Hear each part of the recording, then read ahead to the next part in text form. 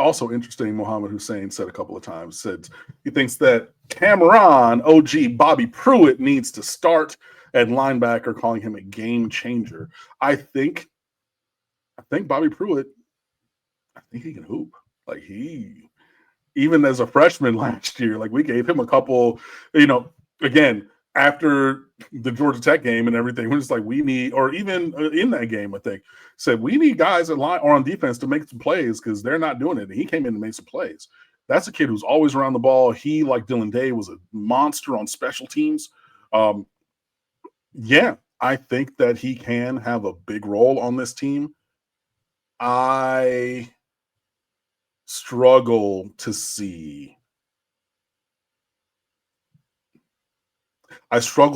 us moving away from Wesley Bissainthe at outside, backer. I think that's the holdup. That's the block.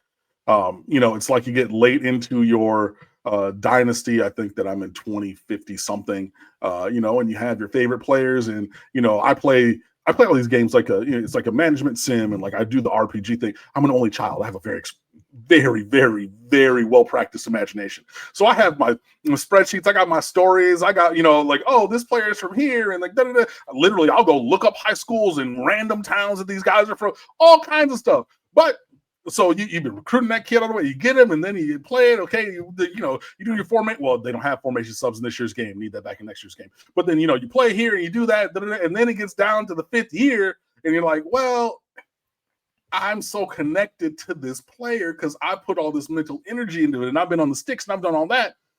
Imagine that in real life, bro. Like, you know what I mean? You remember the battle that it was to get Wesley Bissainthe and all, like, from Miami Central when everybody in America wanted him. You remember all that stuff? You've seen him play. You've done this, like, all these things. And now you come to the last year of his career, and then not you, but, like, to get basically Bobby Pruitt into more snaps, those are coming at the direct expense of number 31.